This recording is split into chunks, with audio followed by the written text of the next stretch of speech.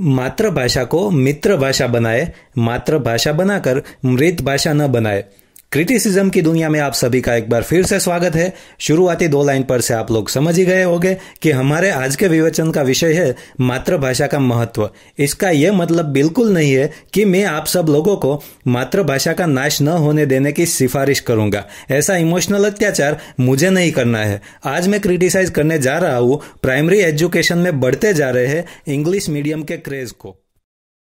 आज का दौर कंपटीशन का दौर है। यही जवाब मिलता है जब भी मैं किसी पेरेंट्स को उनके बच्चों को इंग्लिश मीडियम में पढ़ाने की वजह पूछता हूँ। 5 साल के बच्चे को किसके साथ और कैसी कंपटीशन, और फ्यूचर में जो कंपटीशन होगी उसका बोझ इन नन्हे फूलों पर अभी से क्यों? इस उम्र में वे अपनी मातृभाषा भी ठीक से नहीं बोल पाते हैं और हम उनके नाजुक कंधों पे, नाजुक जुबान पे कितना कठिन बोझ डाल देते हैं। बड़े बड़े मनोवैज्ञानिक का मानना है कि किसी भी व्यक्ति की प्रारंभिक पढ़ाई उसकी मातृभाषा में ही होनी चाहिए। डॉक्टर अब्दुल कलाम ने भी कहा था कि अगर मेरी प्राथमिक शिक्षा मेरी मातृभाषा में नहीं हुई होती तो मैं आज वैज्ञानिक न बन पाता। अगर मेरी इन बातों पे यकीन न हो तो गूगल करके देख लीजिएगा। चलिए देखते हैं कि पेरेंट्स अपने बच्चों को इंग्लिश मीडियम में पढ़ाने में जो लॉजिक लगाते हैं वो कैसे बेबुनियाद होते हैं। लॉजिक नंबर 1, कई पेरेंट्स की यह मान्यता होती है कि बच्चों को बड़ा हो जाने के बाद में इंग्लिश सीखने में दिक्कत होगी या तो नहीं सीख पाएंगे, इसलिए छोटी उम्र में इंग्लिश मीडियम में बिठा देंगे तो अच्छा होगा। तो मैं उन लोगों को बता देना चाहता हूं कि सीखने की कोई उम्र नहीं होती। जो बच्चा स्मार्ट होगा वो तो कभी भी इंग्लिश सीख जाएगा, और जो बच्चा स्मार्ट नहीं होगा वो इंग्लिश मीडियम में भी इंग्लिश सीखने में फेल हो जाएगा। और हम लोग देखते हैं कि जो लोग बिजनेस के सिलसिले में यूएस या यूके जाते हैं वो बिना किसी ट्रेनिंग के इंग्लिश बोलना सीख जाते हैं।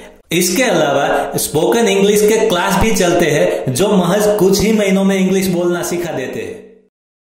लॉजिक नंबर 2, कुछ पेरेंट्स अपने बच्चों को इंग्लिश मीडियम में पढ़ाते हैं ताकि सोसाइटी में अपना रुतबा बढ़ा सके, आम लोगों के सामने कुछ अलग करके दिखा सके। सोसाइटी में हो रहे कार्यक्रमों में अपने बच्चों के पास इंग्लिश में कोई पोएट्री या तो स्पीच बुलवा के अपने आप को सबके सामने मॉडर्न और वेल एजुकेटेड साबित कर सके। ऐसे लोग अपने बच्चों का इस्तेमाल उस रट्टू तोते की तरह करते हैं जो घर आने वाले मेहमानों को 2 शब्द इंसानों की भाषा में सुना के उनका मनोरंजन किया करता है। शिक्षा बच्चों के बेहतर और उज्जवल भविष्य के लिए है, ना कि उनके माता पिता के रुतबे और ईगो सेटिस्फैक्शन के लिए। लॉजिक नंबर 3, कुछ पेरेंट्स ने अपने बच्चों का फ्यूचर तय कर लिया होता है कि वह बड़े होकर डॉक्टर या इंजीनियर बनेंगे और इसके लिए तो इंग्लिश मीडियम चाहिए ही चाहिए। तो ये एक सरासर गलत सोच है। हम अपनी मातृभाषा में किसी भी ज्ञान को सहजता से प्राप्त कर सकते हैं। यह बात मैं एक एग्जाम्पल के जरिए आपको समझाता हूँ। क्या आपने कभी सोचा है कि हम लोग व्यवहार में संडास के लिए टॉयलेट शब्द क्यों यूज करते हैं? सबका मानना है कि टॉयलेट शब्द बड़ा सभ्य शब्द है और संडास बहुत ही गंदा। ऐसा सभ्य असभ्य कुछ नहीं है, बल्कि जब हम संडास शब्द सुनते हैं तो हमारे दिमाग में संडास का पूरा चित्र उभर के आता है जो कि गंदा लगता है। लेकिन यह बात जब हम टॉयलेट शब्द सुनते हैं तो संभव नहीं हो पाती। यही वजह है कि हमें टॉयलेट शब्द सुनने में गंदा नहीं लगता। कभी कभी अच्छी बात बुरे उदाहरणों से ही बेहतर ढंग से समझ में आती है। मातृभाषा से हमें जो ज्ञान मिलता है वो सीधा हमारे अंतर्मन से जुड़ा हुआ होता है। इसीलिए किसी भी चीज को सीखने का माध्यम हमेशा मातृभाषा ही होना चाहिए। लॉजिक नंबर 4, हमारे यहाँ 90% लोग भाषा को बुद्धिमत्ता के मापदंड के रूप में देखते हैं। जो बंदा अंग्रेजी में सटासट बातें करता है उसे देख के लोग दंग रह जाते हैं और सोचते हैं कि बंदे में दम है या तो बहुत होनहार बंदा है, और जो बंदा देसी भाषा में बात करता है उसे हम अनपढ़ गवार का दर्जा दे देते हैं। यही सोच बदलने की आवश्यकता है। आखिर अंग्रेजी है तो एक भाषा ही, जैसे हमारी हिंदी, गुजराती, मराठी, पंजाबी, तमिल, तेलुगु आदि। कोई भी भाषा हो वो बातचीत का एक माध्यम मात्र होता है।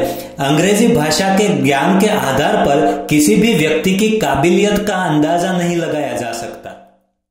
ये तो थे लोगों के लॉजिक। अब हम जानते हैं मातृभाषा में पढ़ाई के रीजंस। रीजन नंबर 1, हमारे पड़ोसी मुल्क चीन की बात करें तो आज चीन टेक्नोलॉजी के मामले में बहुत आगे निकल गया है। आए दिन हम चाइना की कमाल की इंजीनियरिंग के एग्जाम्पल्स के वीडियोस देखा करते हैं। चीन विश्व की महासत्ताओं में से एक है। हमारे देश के बाजारों में आधे से ज्यादा चीजें चाइना की बिकती है। अंदाजन सभी स्मार्टफोन की मैन्युफैक्चरिंग चाइना में होती है और ऐसा मुमकिन हो सका क्योंकि उन्होंने पढ़ाई में इंग्लिश को महत्व देने के बजाय उनकी मातृभाषा को महत्व दिया। रीजन नंबर 2, 5 साल की उम्र से बच्चे को इंग्लिश मीडियम स्कूल में पढ़ाने से बच्चा 2 भाषाओं के संपर्क में आता है, घर में अलग और स्कूल में भी अलग। इससे वह कंफ्यूज हो सकता है और छोटी उम्र में एक एक्स्ट्रा भाषा सीखने का तनाव भी उस पे आ जाता है। इससे पढ़ाई का बोझ बढ़ जाता है। मैं यह बिल्कुल नहीं कह रहा कि इंग्लिश नहीं पढ़ानी चाहिए, लेकिन सही समय पर यानी बच्चा जब 8-9 साल का हो जाए तब पढ़ानी चाहिए। लेकिन इंग्लिश पढ़ाने का माध्यम उसकी मातृभाषा ही होनी चाहिए। रीजन नंबर 3, हमारी हाल की जो शिक्षा व्यवस्था है वो मैकॉले नाम के एक अंग्रेज की देन है। उसकी मंशा शायद हमारे देश में से उनके लोगों के लिए अच्छे क्लर्क यानी उनके सहायक तैयार करने की रही होगी, क्योंकि हमारे देश में जो भी अच्छा डॉक्टर, वैज्ञानिक, वकील, इंजीनियर या कुछ भी बड़ी कुशलता हासिल कर लेता है वो यूके या फिर यूएस चला जाता है। ज्यादातर लोग अपने देश की सेवा करने की तो सोचते ही नहीं है।